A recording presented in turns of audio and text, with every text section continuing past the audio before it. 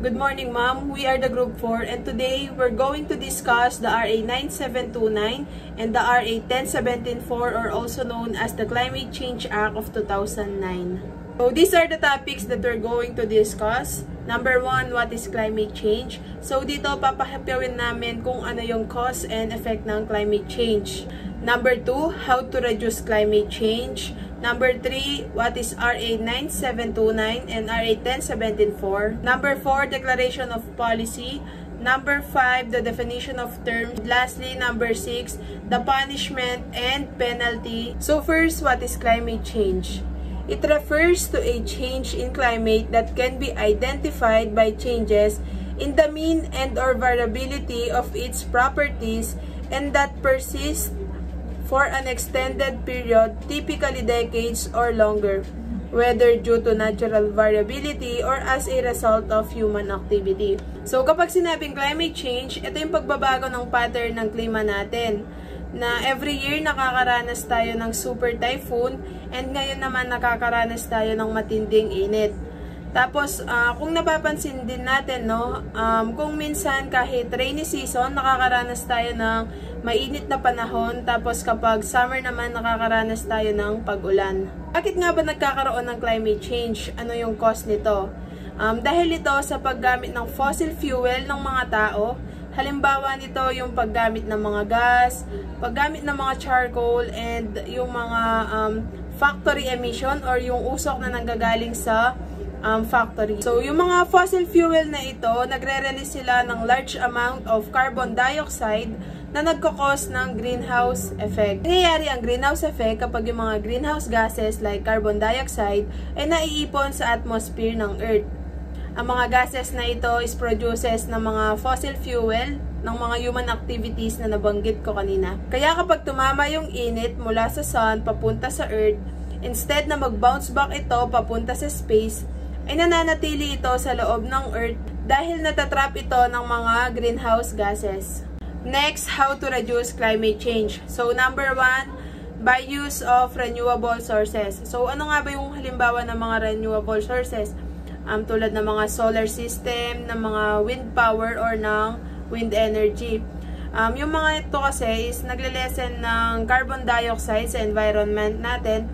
And also, nagpo-provide sila ng electricity without burning any fuel or polluting the air. Next is sustainable living. So, sa pamamagitan ng pagtatanim ng mga puno, no, bukod sa magbibigay sa atin to ng fresh air, ito rin ay nakakatulong para mapababa yung carbon dioxide level. And lastly is reduce carbon footprint. So, ano nga ba yung carbon footprint?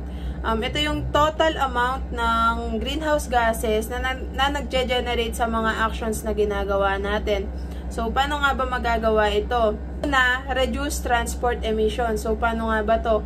Instead na gumamit ng mga transportations, mas magandang maglakad na lang or gumamit ng mga bicycle kung malapit lang naman yung pupuntahan. Ano pa? Reducing electricity use. So, kapag yung mga ilaw hindi na ginagamit, mas magandang i-switch off na ito. Tapos, yung mga appliances naman, kapag hindi rin ginagamit, mas magandang alisin ito sa pagkakasaksak. Isa pa sa mga makakatulong para mabawasan yung carbon footprints is yung pagre-recycle para mabawasan yung mga basurang tinatapon. So, yung climate change, hindi talaga natin maiiwasan yan. Pero napansin lang nila na napapabilis yung climate change na nararanasan natin ngayon because of the human activities and so on. That's why nagkaroon ng law patungkol sa climate change. First law is the RA 9729 or also known as the Climate Change Act of 2009.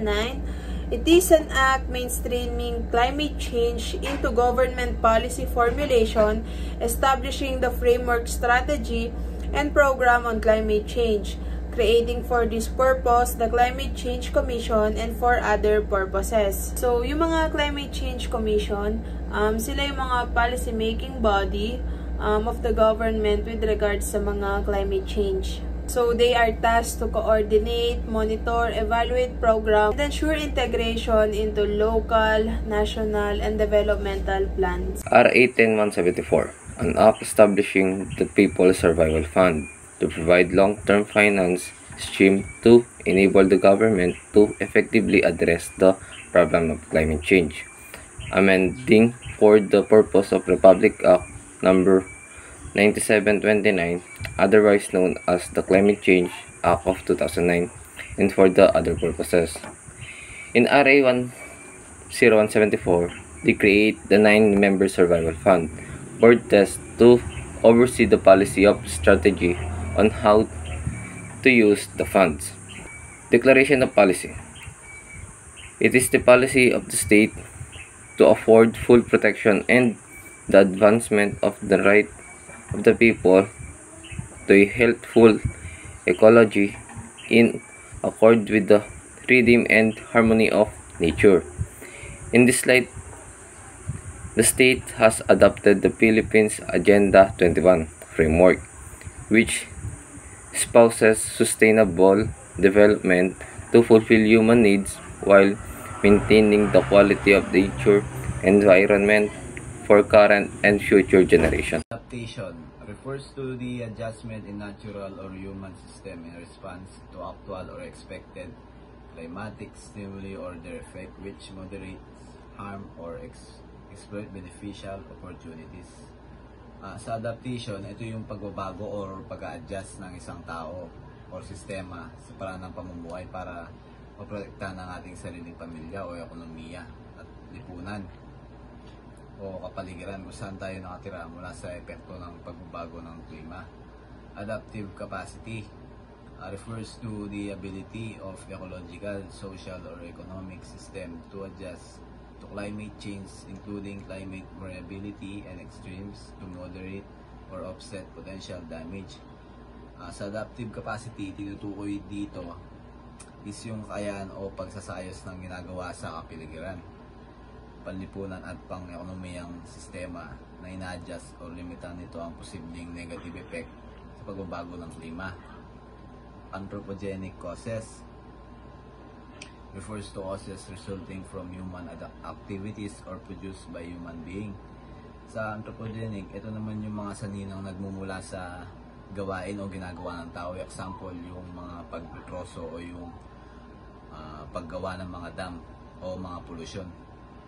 Climate risk refers to the product of climate and related hazard working over the vulnerability of human and natural ecosystem. Sa climate risk, ito naman yung nagdudulot ng panganib o magiging problema sa ating mga tao o sa lipunan, pati na din sa ating kapaligiran mula sa epekto ng climate change.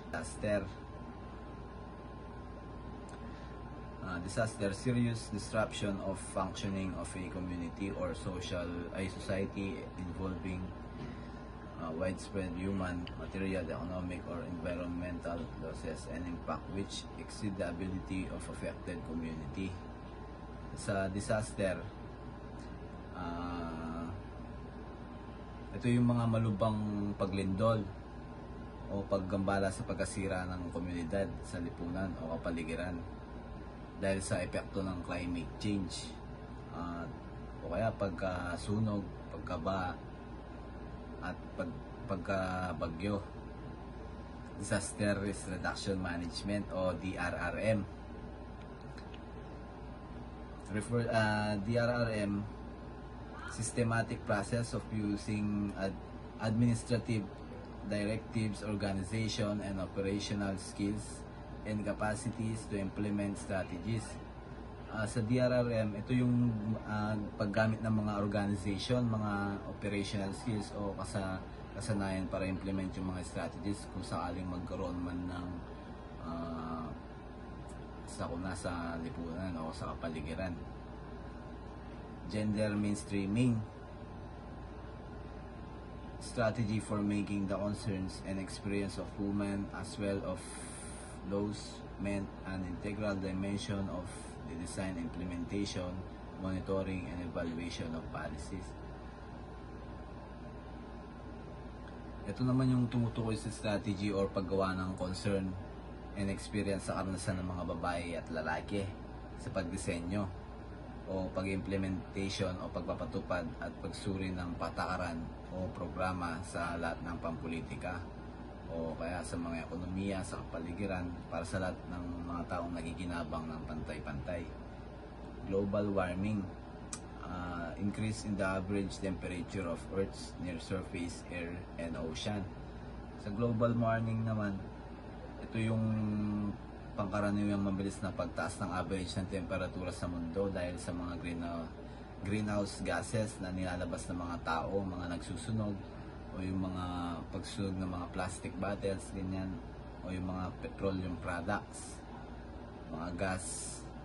Greenhouse effect refers to the process by which the absorption of infrared radiation by the atmosphere warms the earth. So ito yung pag-absorb ng infrared radiation ng ating atmosphere at pinapainit na ito yung earth dahil naapektuhan din yung ozone layer. Sea level rise refers to an increase in sea level, which is yung dahilan nun is global warming. And then yung global warming magkukos ng melting of ice or pagguho ng lupa. Mainstreaming refers to the integration of policies and measures that address climate change into development, planning, and sectoral decision making. So ito yung mga techniques or rules and regulation na ginagawa natin para mapigilan natin yung climate change. Vulnerability refers to the degree to which a system is susceptible to or unable to cope with adverse effect of climate change. So, vulnerability, ito yung mga place or ecosystem na vulnerable or at risk na magkaroon ng climate change. So, punishment and penalty is rising sea level, higher temperature, and increased frequency of typhoons. So, halos lahat dito is natural disaster gaya ng baha, bagyo, or erosion, ganon. And then yung another punishment is climate change, which is yung long-term shift ng temperature at dahil doon, mabilis tayo makakuha ng sakit.